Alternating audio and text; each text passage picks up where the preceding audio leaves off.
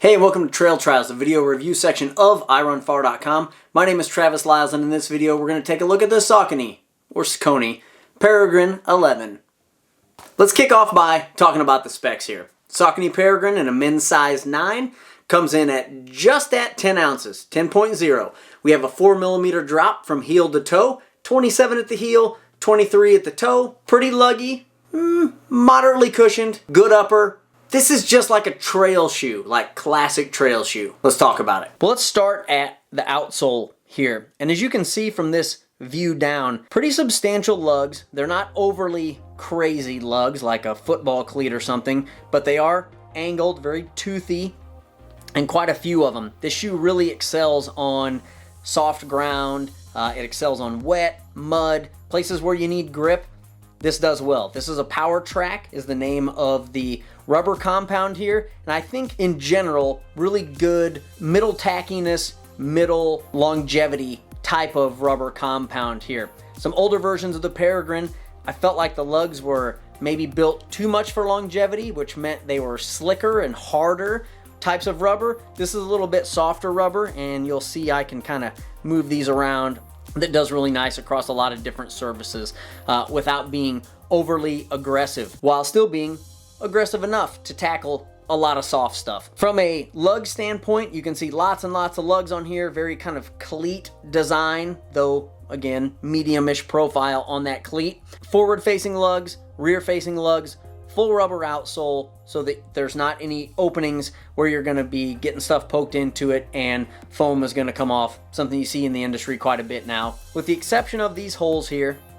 And these holes just show off the rock plate. What's underneath here is a fabric plate, and you can see it when you look through here. Versus being plastic, it's like nylon thread all really tightly woven together to provide that rock plate. So what you get out of that is it's not overly rigid, so it's a fairly flexible shoe.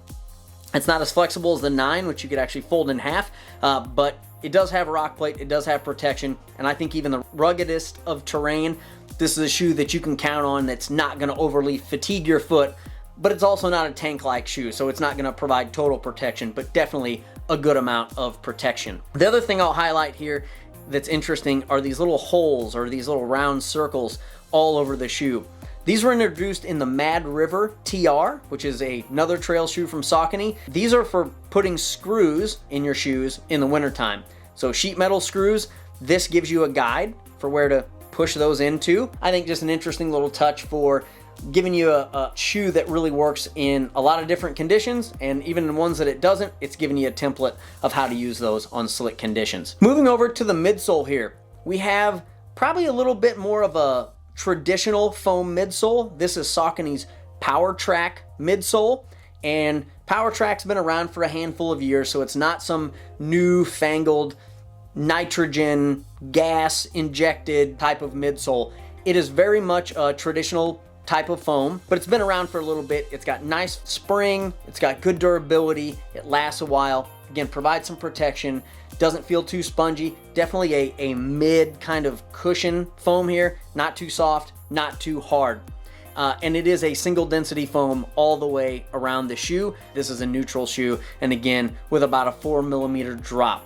The only thing I will call out here on midsole is in here inside of the shoe, you can get a view a little bit of this kind of styrofoamy looking foam. And this is actually the Power Track Plus by Saucony. So this is their higher end foam. This is a layer that exists on top of the midsole, so it gives a little bit of extra cushion, a little bit of extra bounce to your foot for fatigue, for springiness, but it's not the entire midsole. So it's kind of a combo, a little bit of best of both worlds, if you will, providing some of that new age foam that's highly resilient and highly springy, but maybe that's not as good of an application for the trail. They give you a little bit here on the midsole, adds some comfort. So let's talk a little bit about the upper. You'll note that this is a much more streamlined upper. And in fact, for a comparison's sake, let me pull in last version here.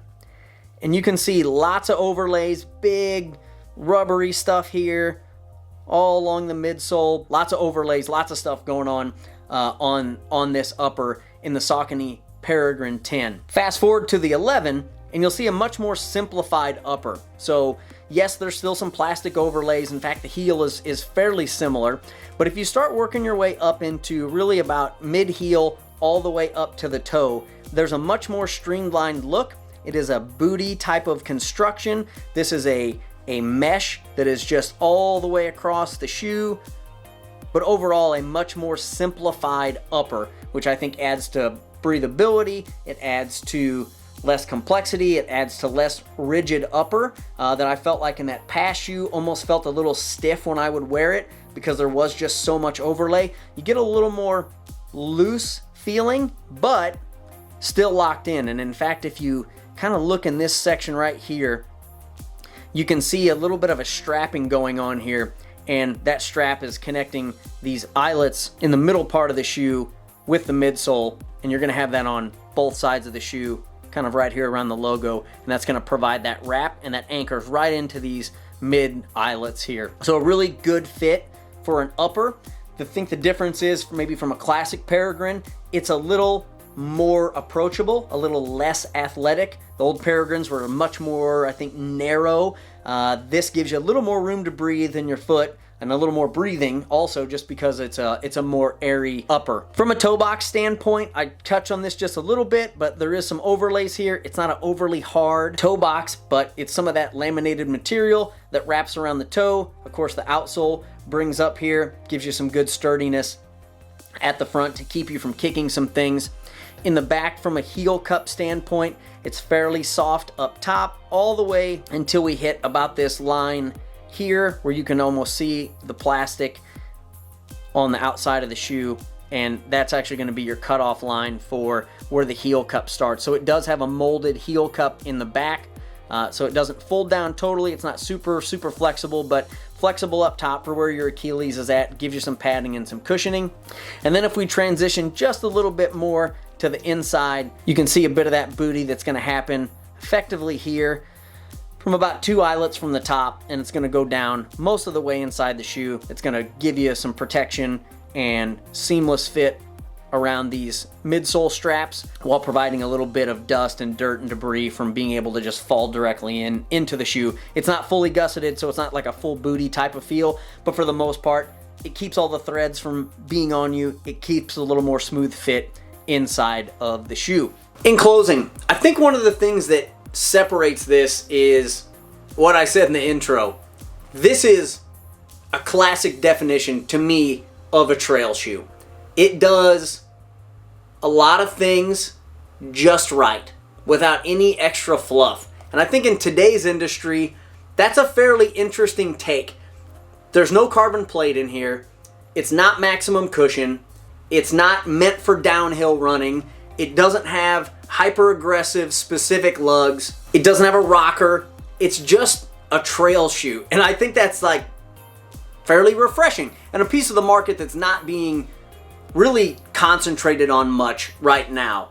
Everything kind of is a specific shoe, and this fits a nice middle ground for a lot of stuff. It probably leans more towards minimal, I think, than most shoes, but there's enough cushioning there for long distance. There's enough tread there for a variety of conditions, from dirt road to mud. You have an upper that breathes pretty well. You've got foam that, while not the most advanced foam on the market, is plenty for a long time on your feet.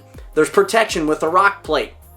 It's a good fitting upper. It feels good going downhill and uphill. There's no mechanical things in here to make this shoe work for you, but it also doesn't work against you. It fits this middle ground of just working. And the price is fairly indicative of the fact that it lacks, in a good way I think, some of those higher end features. It's $120. That's not pocket change. But in today's trail running shoe market, there's not much cheaper than that unless you get into some of the lesser, almost just road shoes that are given a gray color and they say trail shoe. And Saucony's put some effort into this. This shoe had a weird hiatus there for a little bit, where in some of the earlier versions, it was really specific about what it does. It was kind of a lightweight, fast, shorter heel to toe drop kind of a shoe that was built for trail running. And it had a very specific following. And then it hit some middle ground there, and it had a couple of years where it sort of wavered back and forth. In the last couple iterations, you've seen it swing back towards that initial model of being a trail running shoe that's kind of light, kind of fast, kind of luggy, and really serves a large market and also a large variety of conditions. And Saucony, I think, has finally made this their shoe. This is their go-to shoe. When you look on their website, there's 3 different versions of this shoe specifically. This is the standard Peregrine 11. There's an 11 ST, which is really long lugs. There's a GTX version, which is Gore-Tex for waterproof and warmth. And then there's even some really interesting colorways that they're having fun with. It's not just a bland shoe.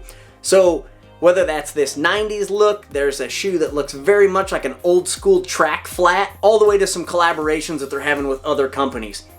And while that doesn't necessarily change the performance of the shoe, it shows that there's an investment, and it shows that they're pointing people towards this shoe, and I think the timing's right.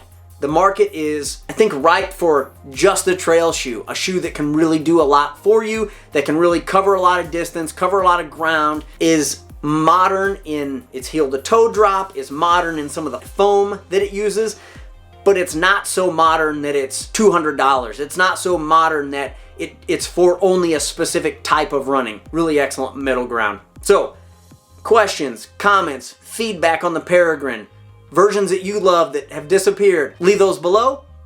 Thanks for watching. We'll catch you next time.